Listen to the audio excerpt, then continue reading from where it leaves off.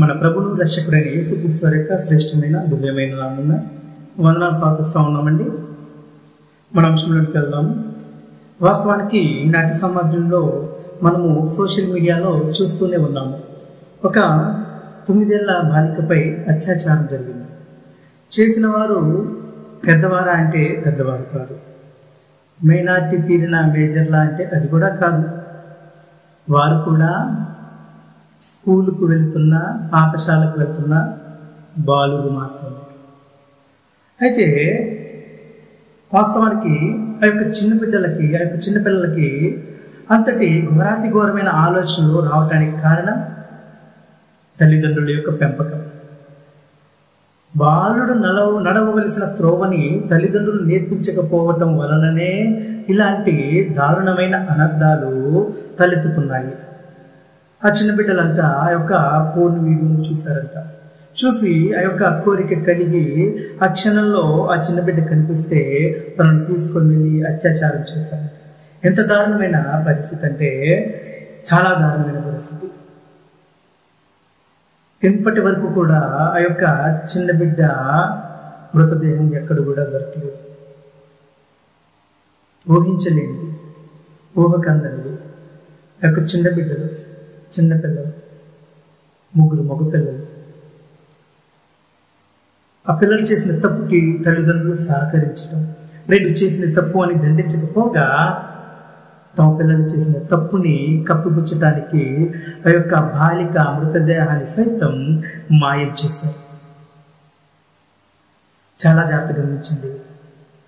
ఈరోజు ఆ బిడ్డకే జరిగింది, రేపు నీ బిడ్డకు జరగవచ్చు, నీ బిడ్డకు జరగవచ్చు, నీ బిడ్డకు జరగవచ్చు, ఎవరికైనా జరగవచ్చు.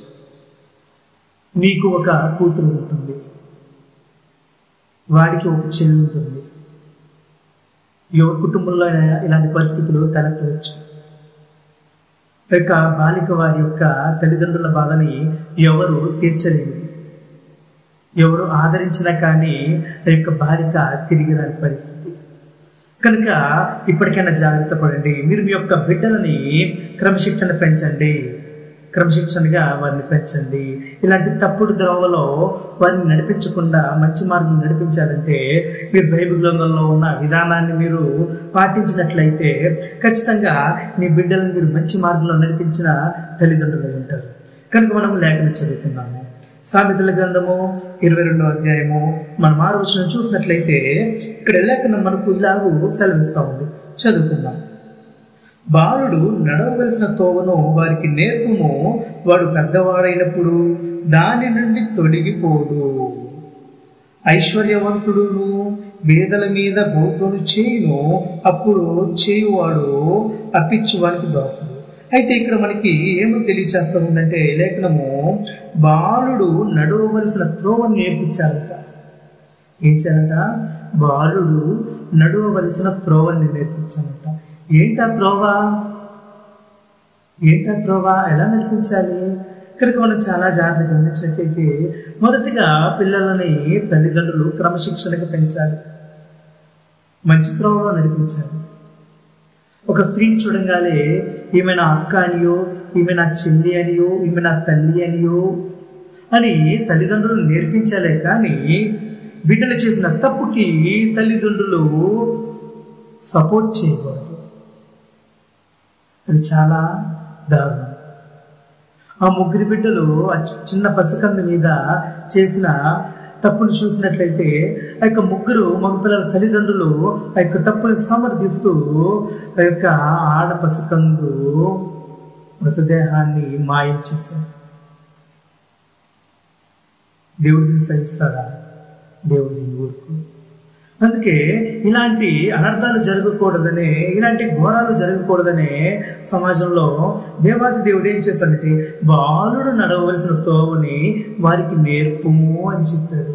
వాడు పెద్దవాడైనప్పుడు క్రమముగా నడుచుకుంటాడంట. ఏం చేస్తాడంట? పెద్దవాడైనప్పుడు క్రమముగా నడుచుకుంటాడంట. కనుక మనము చూద్దాము. ఎఫెసీయులకు రాసిన పత్రిక 6వ అధ్యాయము మనము 1వ వచనం చూసినట్లయితే మనకి తేటగా లేఖనం తెలియచేస్తూ ఉంది. తల్లిదండ్రులు ఎలాగ పెంచాలనేది బైబిల్ గ్రంథం మనకు నేర్పిస్తూ ఉంది.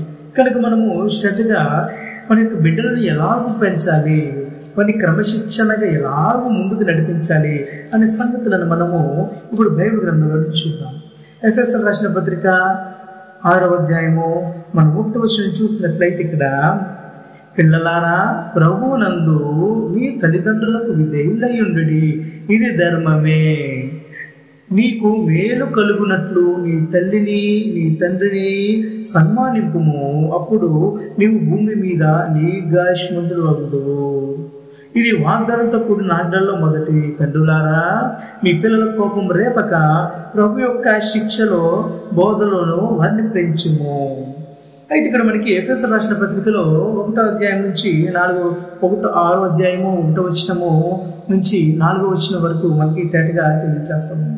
అయితే బిడ్డలని ప్రభు యొక్క క్రమశిక్షణలో పెంచాలంట.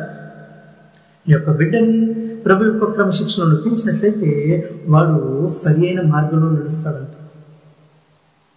లేకపోతే నడవడా అంటే లేకపోతే నడవడు. గ్రంథం మనకు తెలియచేస్తా ఉంది, నీ తల్లిని తండ్రిని సన్మానింపమన్నాడు, నీ దీర్ఘాయుష్మంతుడు అన్నట్లు నీ తల్లిని తండ్రిని సన్మానింపమన్నాడు. మొదట నీ తల్లిదండ్రుల మాట ఈ యొక్క బిడ్డలు వినారంటే ఆ యొక్క బిడ్డను నువ్వు క్రమశిక్షణలో పెంచాలి కదా. నువ్వు క్రమశిక్షణలో పెంచకపోతే ఆ యొక్క బిడ్డ పరిస్థితి ఏమిటి ఆలోచించి, ఆ యొక్క బిడ్డ పరిస్థితి ఏమిటి? కనుక ఆ యొక్క బిడ్డ సరి అయిన మార్గంలో నడవాలనంటే మనం ఏం చేయాలంటే ఆ యొక్క బిడ్డలు తల్లిదండ్రులకి భయపడాలి. తల్లిదండ్రులకి బిడ్డలు భయపడితేనే ఆ యొక్క బిడ్డలు తప్పు చేయడానికి కూడా ఆలోచన పుట్టకుండా ఉండాలంటే తల్లిదండ్రులు బిడ్డలని క్రమశిక్షణలో పెంచాలి, వారిని భయపెట్టాలి. బిడ్డలు భయపడాల్సిన పరిస్థితి ఉంది. తల్లిదండ్రుల పట్ల విధేయత చూపించకుండా, తల్లిదండ్రుల పట్ల భయం లేకుండా వాడు పెరిగాడు అనుకోండి. ఈనాడు మనం చూస్తూ ఉన్నామే, పోర్న్ వీడియోలు చూసి యొక్క కోరికలు తీర్చుకోవడానికి యొక్క చిన్న బిడ్డలు సైతమే మరి ఒక చిన్న బిడ్డని తీసుకొని వెళ్ళి ఘోరాతి ఘోరంగా అత్యాచారం చేసి తల్లిని చంపివేశారంట. ఎంత దారుణమో చూడండి, ఎంత దారుణమో. కలిసి వేస్తుంది మనసు. ఎంత దారుణమో సమాజంలో జరుగుతుంది. ఇప్పటికైనా బుద్ధి తెచ్చుకొని మీరు మీ పిల్లల్ని సరైన మార్గంలో పెంచండి. ఆ యొక్క బిడ్డ యొక్క బైక్ వేసుకొని వెళ్తా ఉండి ఫీట్స్ చేస్తూ ఉంటే తల్లిదండ్రులు చూసి, ఆహా మా యొక్క కుమారుడు చూడండి ఎలాగో బండి మీద ఫీట్స్ చేస్తూ ఉన్నాడు అని సంతోషపడతా ఉన్నాడు.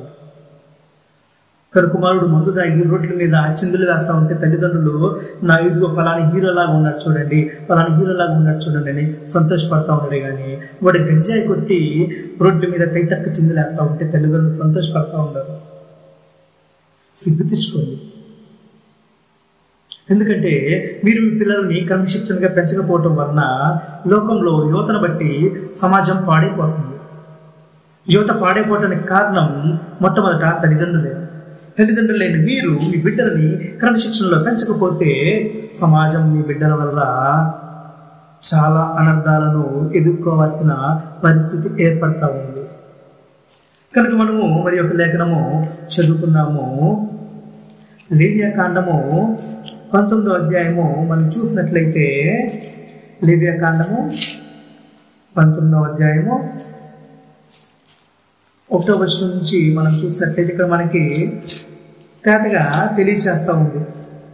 లేవ్యాకాండము 19వ అధ్యాయము 1వ వచనం నుంచి మనం చూసినట్లయితే ఇక్కడ మనకి తేటగా సంగతులు తెలియచేస్తూ ఉన్నాయి. మరియు యెహోవా మోషేకు ఇలాగూ సెలవిచ్చెను, ఇశ్రాయేలీల సర్వ సమాజంతో ఇట్లా చెప్పుము, మీరు పరిశుద్ధులై ఉండవలెను, మీ దేవుడని యెహోవాను నేను పరిశుద్ధుడై ఉన్నాను. మీలో ప్రతివాడు తన తల్లికి తన తండ్రికి భయపడవలెను. ఏం చేయాలంట? మీలో ప్రతివాడు తన తల్లికి తన తండ్రికి భయపడాలంట. కానీ ప్రతి ఒక్కడు తల్లిదండ్రులకు భయపడాలంట. మరి తల్లిదండ్రులకు భయపడుతున్నారా?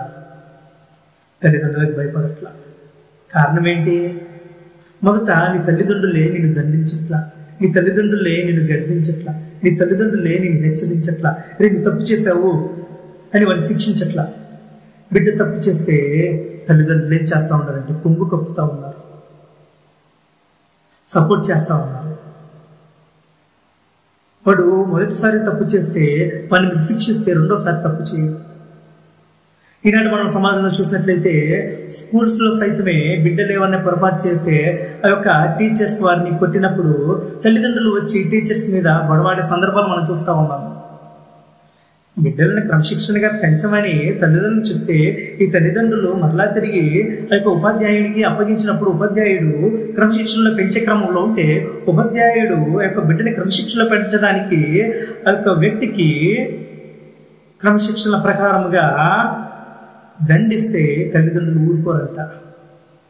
వెళ్ళి ఆ యొక్క ఉపాధ్యాయుని మీద నా బిడ్డను ఎందుకు కొట్టావు నీవు అని ప్రశ్నిస్తారు, గొడవ ఆడతారు. నీ బిడ్డ పొరపాటు చేసినప్పుడు నీ బిడ్డ నువ్వు దండించాల్సిన అవసరం ఉంది. క్రీస్తు యొక్క క్రమశిక్షణలో పెంచాల్సిన బాధ్యత ఉంది. మొదట నీ తల్లిదండ్రులని నీవు సన్మానిస్తున్నావా, నీ తల్లిదండ్రులను ప్రేమిస్తున్నావా? నువ్వు ప్రేమించేవాడు అయితే నీ తల్లిదండ్రులకి నచ్చిన విధంగా నువ్వు జీవించేవాడు అవుతావు. నీ తల్లిదండ్రులకి నువ్వు విధేయత చూపినవాడు అవుతావు. కానీ ఈనాటి సమాజంలో ఇంత వాస్తవం చెప్పాలంటే ఎంతో దారిద్ర్యత, ఎంతో దారుణాలు, చూడలేని పరిస్థితులు సమాజంలో చూస్తూ ఉన్నాను.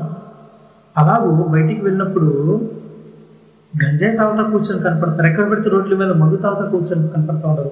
మూతి మీద సరిగ్గా మీసం కూడా మారలేదు. దానికి కారణం తల్లిదండ్రుల పిల్లల పట్ల తీసుకునే అజాగ్రత్త వలన.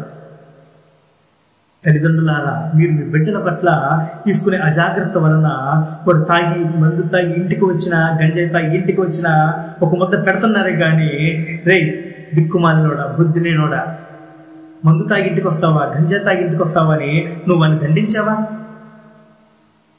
నీకు ఈ ప్రశ్న. నువ్వు వాడిని దండించావా?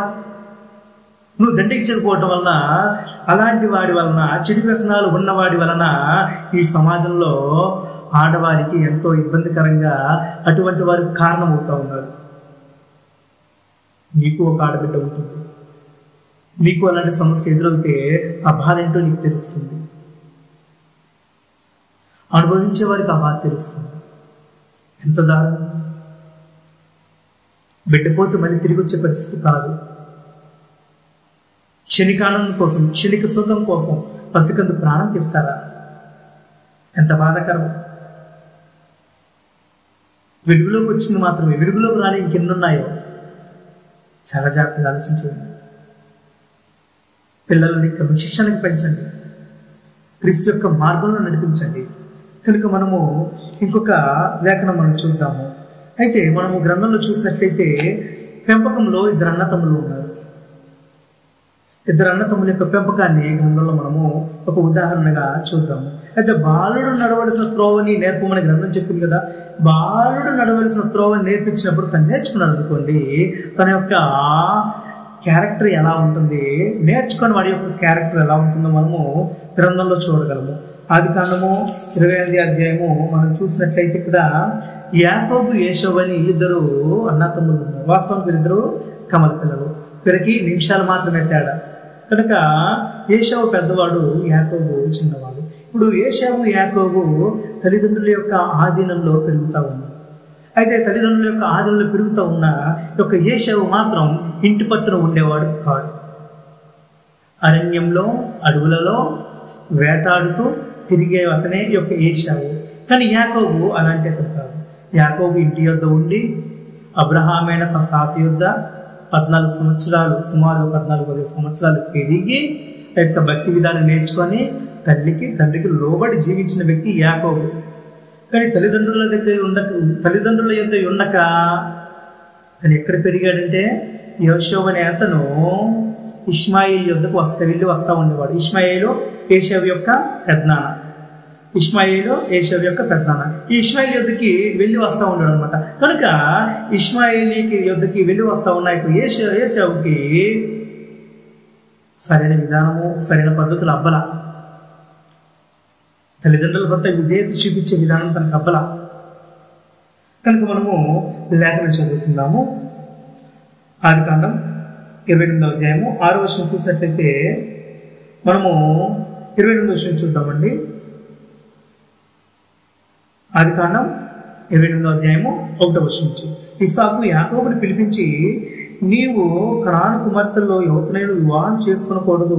నీవు లేచి పద్దనారంలో ఉన్న నీ తల్లికి తండ్రి అయిన బెతూయేలు ఇంటికి వెళ్ళి అక్కడ నీ తల్లి సహోదరుడు లాబాను కుమార్తెలో ఒకదాన్ని వివాహం చేసుకునమని అతనికి ఆజ్ఞాపించి, సర్వశక్తి గల దేవుడు నిన్ను ఆశీర్వదించి నీవు అనేక జనములు ఉన్నట్లు నీ సంతానాభివృద్ధి కలగజేసి నిన్ను విస్తరింపజేసి నీవు ప్రవాసమై దేశమున అనగా దేవుడు అబ్రాహాముకి ఇచ్చిన దేశంలో నీవు స్వాస్థ్యముగా చేసుకున్నట్లు ఆయన నీకు అనగా నీకును నీతో కూడిన సంతానమునకు అబ్రహామును అనుగ్రహించిన ఆశీర్వాదమును దయచేయనగా అతన్ని జీవించను.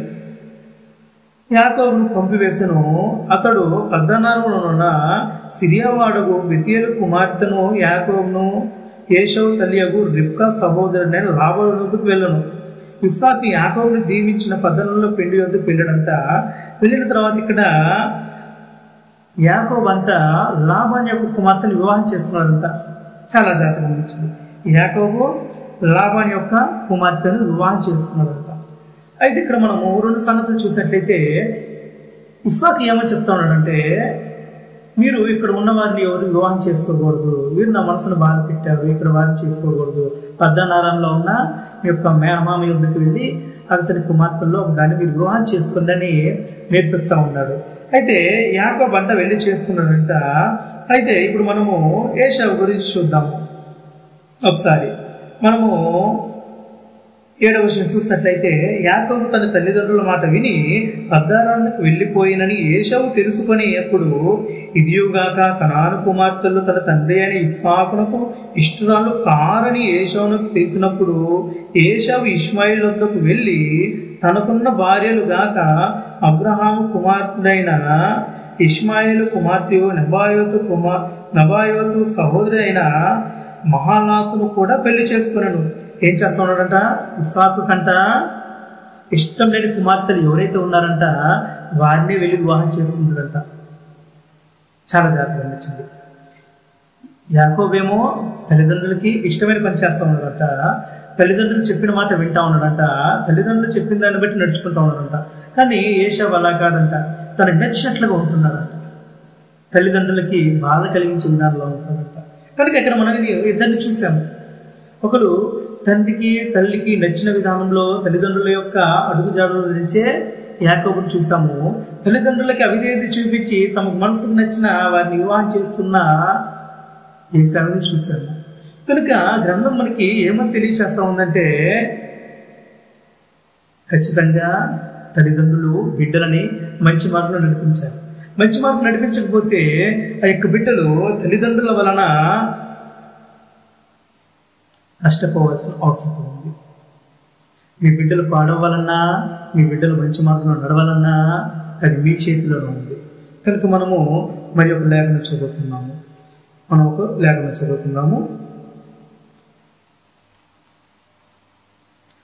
సామెతల గ్రంథము 10వ అధ్యాయము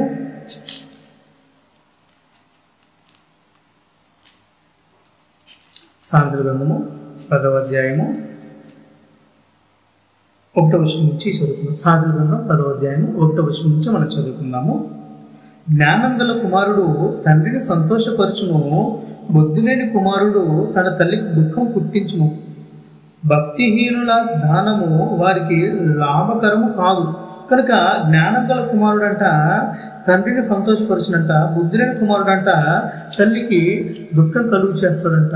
కనుక మనము బిడ్డలను ప్రభు యొక్క క్రమశిక్షణలో పెంచితేనే తల్లిదండ్రులని సన్మానిస్తారు. మరి తల్లిదండ్రులు సన్మానించకపోవడానికి కారణం ఏంటంటే, తల్లిదండ్రులారా మీ బిడ్డలని క్రమశిక్షణలో పెంచట్లా. ఇప్పటికైనా నేర్చుకోండి. మీ బిడ్డల వలన సమాజానికి ఎలాంటి హాని కలగకుండా చూడండి, ఎలాంటి ఇబ్బందులు కలగకుండా చూడండి, ఎలాంటి అనర్థాలు దారి తీయకుండా ఉండాలంటే మీరు మీ యొక్క బిడ్డలను క్రమశిక్షణగా పెంచడం నేర్చుకోండి. సినిమా పాటలకు డ్యాన్స్ వేస్తున్నాడు, మందు తాగి చిందులు వేస్తూ ఉన్నాడు, గంజాయి తాగి ఇష్టం వచ్చినట్టుగా ప్రవర్తిస్తూ ఉన్నాడు, నేను ఇంటికి తీసుకొచ్చి వాడిని చక్కగా పడుకోబెట్టి అన్నం పెడతాను, అన్నం పెట్టి పడుకోబెడతాను, బుజ్జగిస్తాను అని మీరు అన్నారనుకోండి, వాడు మీకై కూర్చుంటాడు. వాడి వల్ల మీకు ఎంతో నష్టం ఉంటుంది. కనుక మీ బిడ్డలు మీరు జాగ్రత్తగా పెంచండి, లేకపోతే ఎంతో ఇబ్బందులు పాలవుతారు. ఆఖరిగా మరి మనము ఆఖరి ఒక వచనం చూసుకొని ముగించేసుకుందాం. సామెతల గ్రంథము 7వ అధ్యాయము 1వ వచనం నుంచి. సామెతల గ్రంథము 7వ అధ్యాయము 1వ వచనం నుంచి. నా కుమారుడా, నా మాటలను మనసును ఉంచుకొనుము, నా ఆజ్ఞను నీ యొద్ద దాచిపెట్టుకొనుము. నా ఆజ్ఞను నీవు మనసులో ఉంచుకుని ఎడల నీ కనుపాపవలే నా ఉపదేశమును కాపాడిన ఎడల నీవు బ్రతుకుదువు. నీ వేళ్లకు వాటిని కట్టుకొనుము, నీ హృదయమున పలక మీద వాటిని వ్రాసుకొనుము. జ్ఞానముతో నీవు నాకు అక్కవనియో, తెలివితో నీవు నాకు చిడికత్తవనియో చెప్పుము. అవి నీవు జారా స్త్రీ యొద్దకు పోకుండాను, ఇచ్చకపులాడు పరాస్త్రీ జోలికి లోపడకుండాను నిన్ను కాపాడును. నా ఇంటి కిటికీలో నుండి, నా అల్లిక కిటికీలో నుండి నేను పారచూడగా జ్ఞానం లేని వారి మధ్యను, యవనుల మధ్యను బుద్ధి లేని పడుచువాడకును నాకు కనబడెను. సంధ్యవేళ ప్రొద్దుగింకిన తరువాత చెమ్మ చీకటి గల రాత్రివేళ వాడు జారా స్త్రీ సందు దగ్గరున్న వీధిలో తిరుగులాడుచుండెను, దాని ఇంటి మార్గమున నడుచుచుండెను. అంతటా వేషం వేసుకునిన కపటము గల స్త్రీ ఒకతే వానిని ఎదుర్కొనగా వచ్చెను. అది బొబ్బలు పెట్టున్నది, స్వేచ్ఛగా తిరుగునది, దాని పాదములు దాని ఎంట నిలువవు. ఒకప్పుడు ఇంటి ఎదుటను, ఒకప్పుడు సొంత వీధుల్లోనూ అది ఉండును. ప్రతి సందు దగ్గరను అది పొంచి ఉండును. అది వారిని పట్టుకొని ముద్దు కొట్టుకొనిను, సిగ్గుమాలిన ముఖము పెట్టుకొని ఇట్లను సమాధాన బలులను నేను అర్పింపవలసి ఉంటిని. నేను నా మొక్కుబడులు చెల్లించుతున్నాను కాబట్టి నేను నిన్ను కలుసుకుని వలన రాగా, నిన్ను ఎదుర్కొన్న వలన బయలుదేరగా నీవే కనబడితివి. నా మంచం మీద రత్న కంబలను, ఐగుప్తు నుండి వచ్చు విచిత్రపు పని గల నారా దుప్పట్లు నేను పరిచి ఉన్నాను. నా పరుపు మీద బోలంను, ఆగరు కారపు చెక్కను చల్లి ఉన్నాను. ఉదయము వరకు వలపు తీర తృప్తి పొందవు రమ్ము. పారసర్ప మోహం చేత చాలా సంతృష్టి నొందుదం రమ్ము. పురుషుడు ఇంట లేడు, దూర ప్రయాణములు వెళ్ళి ఉన్నాడు. అతడు సొమ్ము సంచి చేత పట్టుకొని పోయాను, పున్నమి నాటి వరకు ఇంటికి తిరిగి రాడు అనెను. అది తన అధికమైన లాలనాటం చేత వానిని లోపరుచుకొనెను. తాను పలికిన ఇచ్చకపు మాటల చేత వాని ఈడ్చుకొని పోయాను. కావున మనకి ఇక్కడ ఎంత చక్కగా సంగతులు తెలియచేస్తా ఉందంటే, ఇలాగ మనము చదువుకుంటూ వచ్చినట్లయితే చాలా సంగతులు ఉన్నాయి. కనుక జారా స్త్రీ ఉంటుంది, జాగ్రత్త. ఒక స్త్రీ మోహపు వలన కూడా నీవు మోసపోకూడదు. పురుషుడనంటావా, పురుషులు కూడా తప్పు చేసేవారు ఉన్నారు. బిడ్డలు సైతం తప్పు చేస్తూ ఉన్నారు, యవనులు సైతం తప్పు చేస్తూ ఉన్నారు, వృద్ధులు సైతం తప్పు చేస్తూ ఉన్నారు, సమాజాన్ని భ్రష్టు పట్టిస్తూ ఉన్నారు. స్త్రీలు కూడా, పురుషులు మాత్రమే కాదు, స్త్రీలు కూడా వ్యభిచారం చేసేవారు ఉంటారు. జారా స్త్రీ ఉంటుందంట. లాలనపు మాటలతో, ఇచ్చకపు మాటలతో పురుషునితోటి ఎంతో లాలన చేసి తనతో మాట్లాడే ఒక పాపంలో దించుతుందంట. ఇప్పుడు మనం చదువుకున్న లేఖనం అదే. సామెతల గ్రంథం 7వ అధ్యాయం 1వ వచనం నుంచి మనము 27 వచనాల దాకా చూసినట్లయితే మన గ్రంథంలో ఆ సంగతులు ఉంటాయి కదా. కనుక చాలా జాగ్రత్తగా అందించండి. ఈ యొక్క సందేశం కొద్దివరకు నేను తెలియజేశాను, మరి యొక్క వీడియోలో పూర్తిగా నేను తెలియజేస్తాను. కనుక బాలుడు నడవలసిన త్రోవని మీ యొక్క బిడ్డలకు నేర్పించండి. సమాజం పాడవకుండా ఉంటుంది. నేటి తరానికి మంచి మార్గాన్ని నడిపించాలంటే తల్లిదండ్రులారా, మీరు మీ యొక్క బిడ్డలని సరైన క్రమశిక్షణలో పెంచండి, క్రీస్తు యొక్క క్రమశిక్షణలో పెంచండి. ప్రభువైన యేసుక్రీస్తు వారు ఎలా జీవించాడో ఆ యొక్క జీవిత చరిత్రని చదివించి మీరు కూడా చదవండి. చదివే యొక్క మార్గంలో నడవగలుగుటకు వారి యొక్క మనసును మీరు ప్రేరేపించండి. కనుక శ్రద్ధగా విన్నందుకు మన ప్రభువైన యేసుక్రీస్తు శ్రేష్టమైన వందనాలు సమర్పిస్తా ఉన్నాం.